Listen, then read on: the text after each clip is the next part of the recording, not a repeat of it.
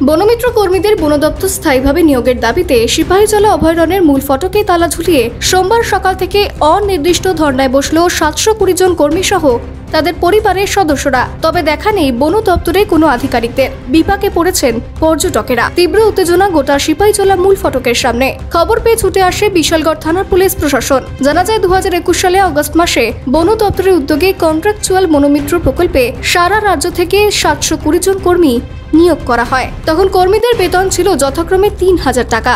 সেই কন্ট্রাকচুয়াল চাকরিতে terms and কন্ডিশনে উল্লেখ ছিল তাদের বেতন 3000 টাকা হবে এবং সময় সাপেক্ষে তাদের কিছু একটা বেতন বৃদ্ধি পাবে। বর্তমানে তাদের বেতন 4820 টাকা হয়েছে। কিন্তু বনমিত্র কর্মীদের বর্তমান দাবি তাদেরকে বন দপ্তরে স্থায়ীভাবে নিয়োগ করতে হবে। কিন্তু রাজ্য বন দপ্তরের উদ্যোগে পূর্বেই যখন তাদেরকে এই চাকরি প্রদান করা হয় তাতে স্পষ্টত উল্লেখ ছিল সেটা কখনোই অন্য প্রকল্পে নেওয়া যাবে না, এমনকি স্থায়ীভাবেও নিয়োগ করা যাবে না। তথাপি বনমিত্র কর্মী সহ তাদের পরিবার সোমবার সকাল থেকে বনভোজনের মৌসুমে সিপাহীজলা অভয়ারণ্যের মূল ফটকে তালা ঝুলিয়ে অনির্দিষ্টকালের জন্য ধর্নায় বসে। এদিকে ঘটনার খবর পেয়ে ছুটে আসে বিশালগড় থানার পুলিশ সহ টিএসআর বাহিনী, কিন্তু বন দপ্তরের কর্মীদের কোনো আধিকারিকদের দেখা নেই ঘটনাস্থলে। অন্যদিকে কোনো ঘোষণা ছাড়াই সিপাহীজলা অভয়ারণ্যের মূল ফটকে বনভোজনের মরশুমে তালা ঝুলিয়ে দেওয়ায় বিপাকে পড়েছেন পর্যটকেরা। বনমিত্র আমাদের 2021 সালে আমাদের নিয়োগ করা হয়েছিল, কিন্তু তখন থেকে আমাদের বেতন দেওয়া হতো। বেতন বলতে একটা এমনি দেওয়া হতো, এটা 3000 টাকার মতো দেওয়া হতো। ওই টাকা দিয়ে তো আমাদের সংসার চলে না। তারপরে আমাদের 20 দিন করা হয়েছে, ওখানে 4820 টাকা দেওয়া হতো আমাদের।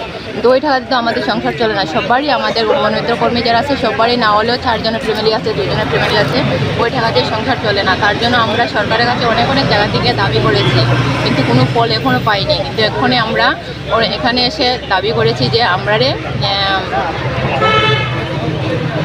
স্থায়ীভাবে বনকর্মীতে নিয়োগ করতে হবে।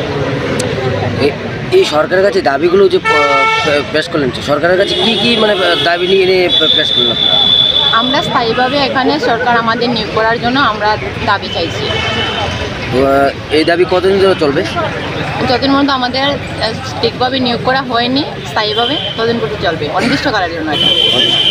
এটা আজকে কটার সময় এখানে ধর্না বসানো হবে? এখানে প্রায় 5:30।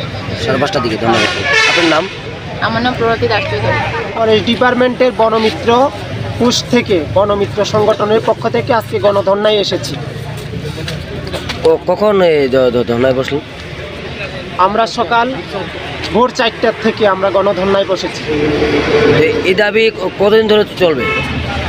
আমরা যতক্ষণ পর্যন্ত আমাদের ন্যায্য অধিকার লিখিতভাবে সরকার ঘোষণা না করবে ততক্ষণ পর্যন্ত আমাদের এই গণধর্না চলতে থাকবে।